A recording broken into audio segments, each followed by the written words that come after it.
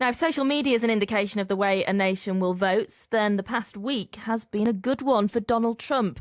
BrandsEye is a media analyst firm which has been examining online commentary for and against the key candidates in the month of October.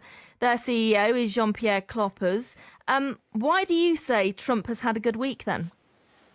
Well, hi, great to chat to you, Faye. You too.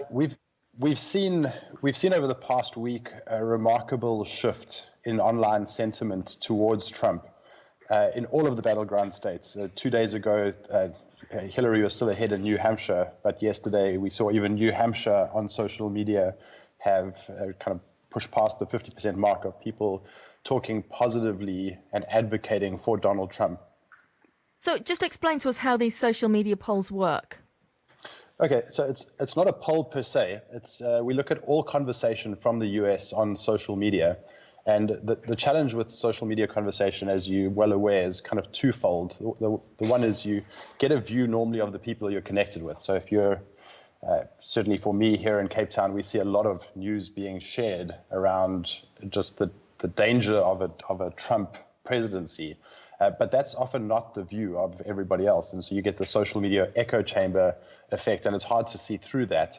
And the challenge in seeing through it is that it's kind of accurately determining sentiment on social media is a nightmare, because people speak so sarcastically and with kind of local nuance, and they use vernacular, and it's hard to understand that. So that's the challenge with it. So what we do is we take a representative sample of all of that conversation. We can look state by state and week by week to accurately determine what are people actually saying. So if there are 60,000 people in Florida this week talking about the candidates, how do they feel about these candidates? And so it becomes inadvertently a poll when you look at it from that perspective.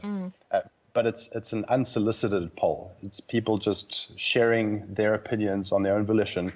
And so you kind of get something which polls often miss, which is the energy and the volume and the kind of emotion that comes with the sentiment being expressed on social media.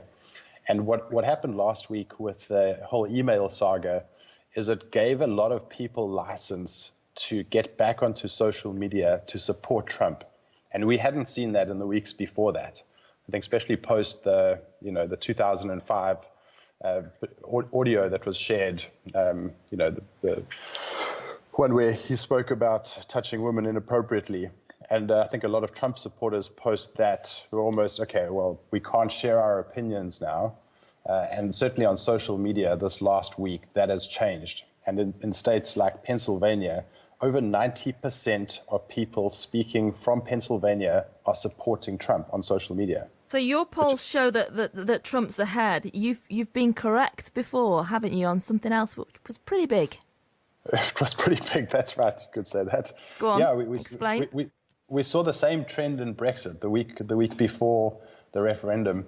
And what happened there is we didn't know what to do with this data, because we saw 3 days before 58% of people from the UK on Twitter promoting the Leave camp.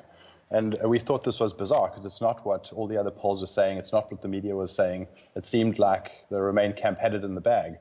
But that's not how people in the UK, certainly in the outlying regions, were feeling. And if that's anything to go by this time, we're seeing the same trend, just far more exaggerated in the US. So you were the only polling company to predict Brexit, and now you say that Trump's ahead. Yeah, correct. And I hope in some senses, well, social media, it's not a poll, because you can't have 90% of Pennsylvania voting Trump. That's never going to happen. What we have seen is it gives an indication of which way the surprise is going to go. And I think what we're seeing in the US is certainly the Nate Silvers of the world are putting Hillary's chances at 65 or 70% of winning the election. And what that can do is cause people to not come out and vote. And certainly on the Democrat side. On the Republican side, I think what it's doing is getting the people who wouldn't ordinarily have voted. Social media is now giving those people kind of the sniff that, hey, maybe we can win if we get out and vote. And so I think it's certainly mobilizing people who wouldn't have entered the conversation before to get out there and both get in on the conversation online. But I think it's also going to translate into more people than we expected getting out to vote for Trump.